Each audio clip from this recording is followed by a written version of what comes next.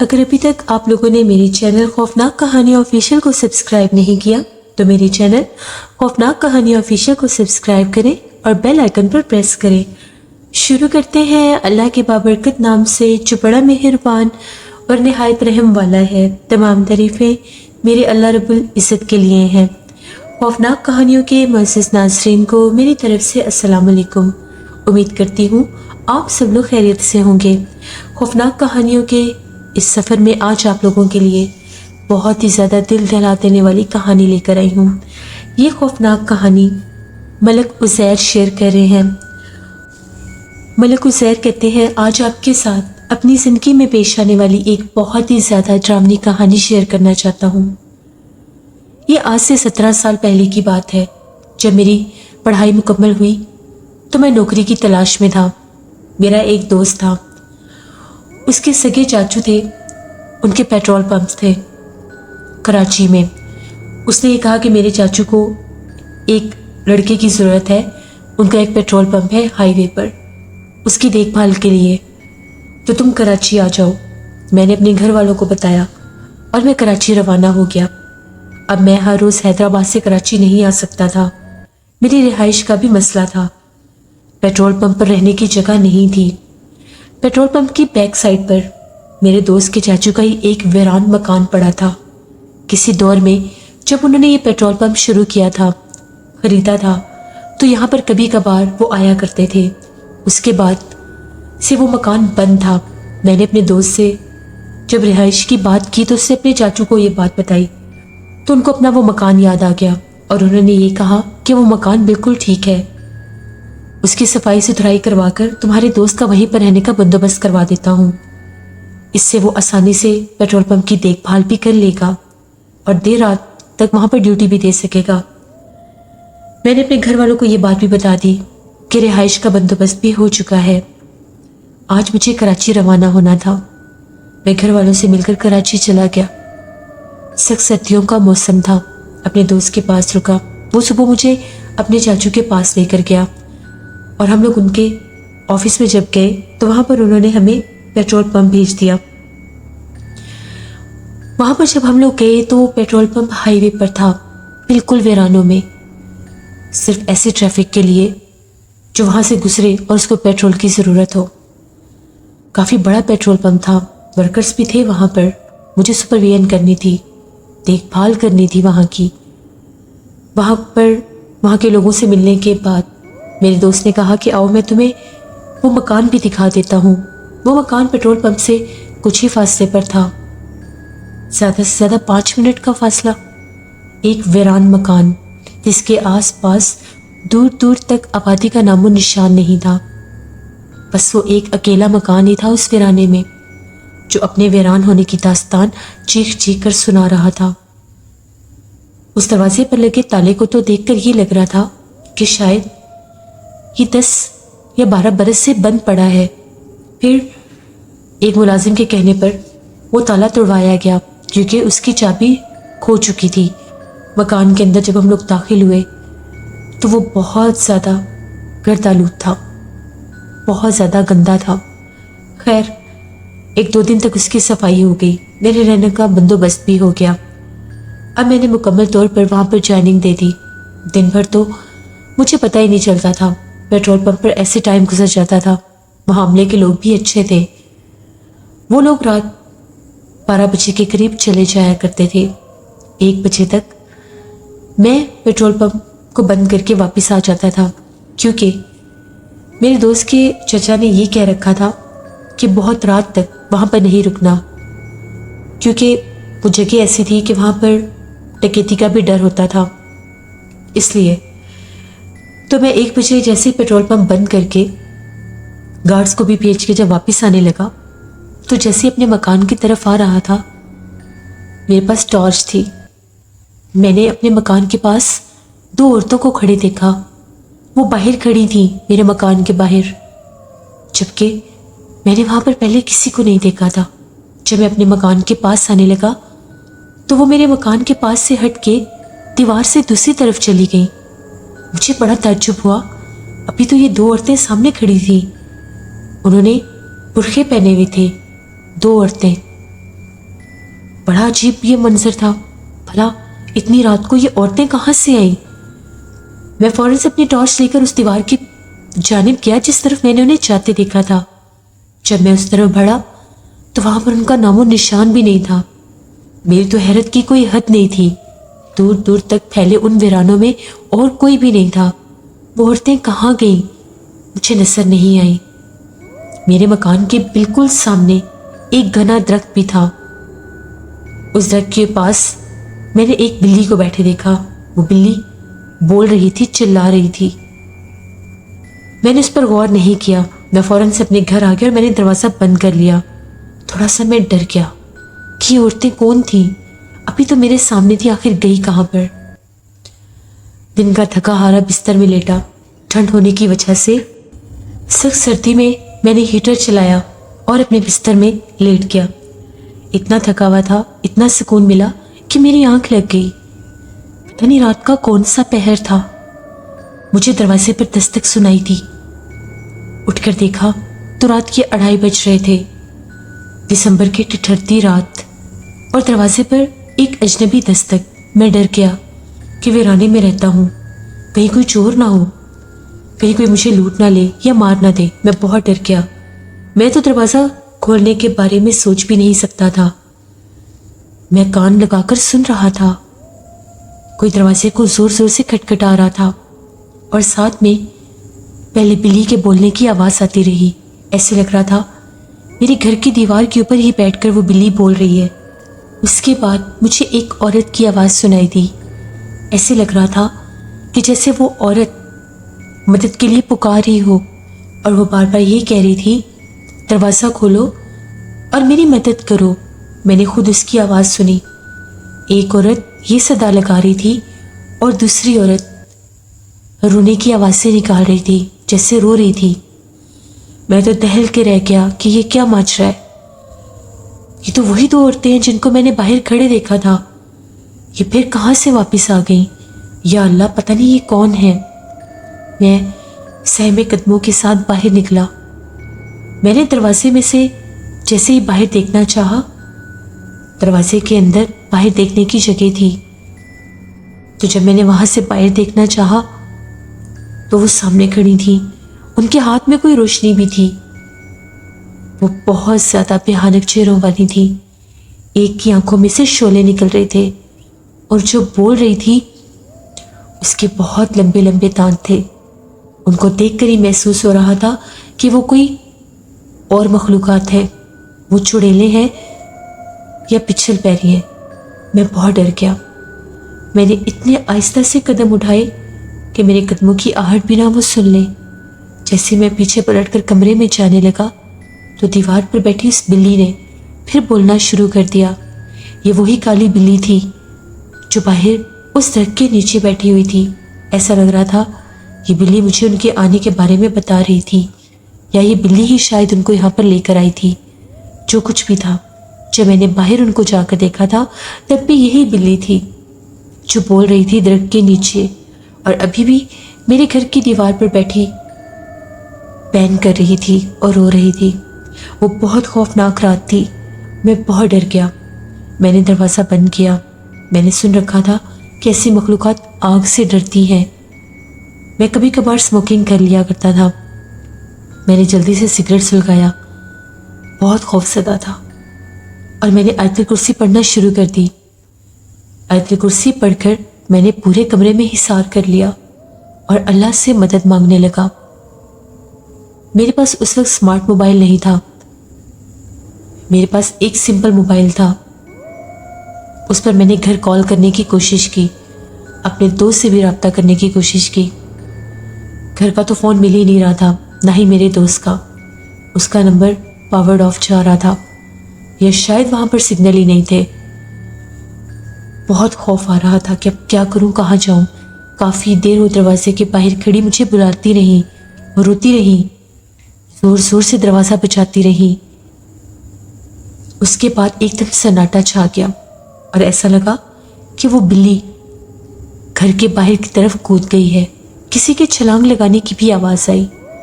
میں نے تو دل میں تہیہ کر لیا تھا، صبح ہوتے ہی یہاں سے چلا جاؤں گا، اور پلٹ کر کبھی بھی اس ویران خوفناک مکان میں نہیں آؤں گا. مجھے نہیں کرنی ایسی نوکری جس میں میری جان کو یہ خطرہ ہو. وہ رات تو میں نے بیٹھ کر گزار دی انہی دعاؤں کے ساتھ کہ اللہ صبح خیر خیریت سے ہو جائے. میں ساری رات اسموکنگ کرتا رہا. ایک عجیب سا خوف طاری ہو گیا تھا مجھ پر. صبح تک جاگنے کے بعد جب باہر روشنی پھوٹی تو میں نے اللہ کا شکر ادا کیا. ڈرتا ڈرتا کمرے سے باہر نکلا تو صحن میں ایسے مٹی تھی جیسے رات کو آندھی چلی ہو. پورا صحن مٹی اور گند سے بھرا ہوا تھا. تبھی میں نے وہاں پر بڑے لمبے پیروں کے نشان دیکھے. وہ پیروں کے نشان دیوار کی اسی طرف جا رہے تھے جہاں پر رات کو وہ بلی بیٹھی ہوئی تھی. مجھے تو یہ لگ رہا تھا کہ وہ بلی بھی انہی کا کوئی روپ ہوگی. میرا سر بہت بھاری تھا رات بھر جاگنے کی وجہ سے اور مجھے بخار بھی محسوس ہو رہا تھا. میں جلدی سے اس مکان سے نکلا, اس کو لاک کیا اور پیٹرول پمپ پر آ گیا. وہاں پر آ کر میں نے جلدی سے اپنے دوست سے رابطہ کیا اور اس کو یہ کہا کہ جتنی جلدی ہوتا ہے میرے پاس آؤ, میری طبیعت بہت خراب ہے. آدھے گھنٹے میں وہ میرے پاس پہنچ گیا. اسے دیکھا کہ اتنی صبح صبح بھلا میں فون کر رہا ہوں, سب خیر تو ہے.